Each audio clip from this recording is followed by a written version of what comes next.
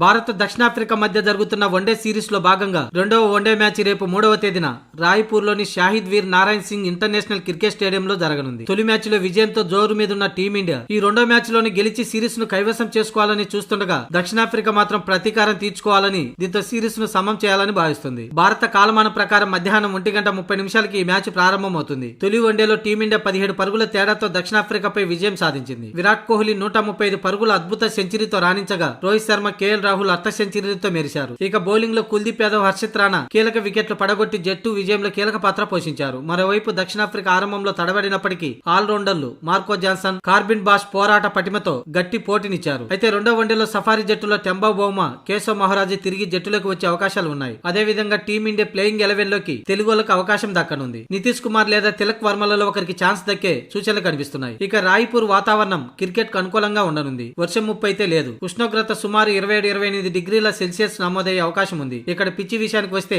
ఇప్పటి వరకు కేవలం ఒకే ఒక అంతర్జాతీయ వన్డే మ్యాచ్ జరిగింది. అది కూడా 2023లో భారత్ వర్సెస్ న్యూజిలాండ్ మధ్య మ్యాచ్ జరిగింది. అయితే ఆ మ్యాచ్ లో న్యూజిలాండ్ 108 పరుగులకి ఆల్అౌట్ కాగా భారత్ సునాయాసంగా గెలిచింది. గణాంకాల ప్రకారం ఇక్కడ పేసర్లకు స్పిన్నర్ల కంటే ఎక్కువగా అనుకూలత లభిస్తుంది. మొత్తానికి ప్రస్తుత ఫామ్, హోమ్ కండిషన్స్ దృష్ట్యా రెండో వన్డేలో భారత్ గెలిచే అవకాశాలు 60% ఎక్కువగా ఉన్నాయి. ముఖ్యంగా సీనియర్ ప్లేయర్లు రోహిత్ శర్మ, విరాట్ కోహ్లీ, కేఎల్ రాహుల్ ఫామ్ లో ఉండడం కలిసి వచ్చే అంశం. అయితే యువ ఆటగాళ్లు సైతం రాణిస్తే గనుక మరో మ్యాచ్ మిగిలి ఉండగానే ఈ రెండో వన్డేలో గెలిచి సిరీస్ ను కైవసం చేసుకునే అవకాశం ఉంది. అయితే సఫారీలు కూడా గట్టి పోటీ ఇచ్చేందుకు సిద్ధంగా ఉన్నారు.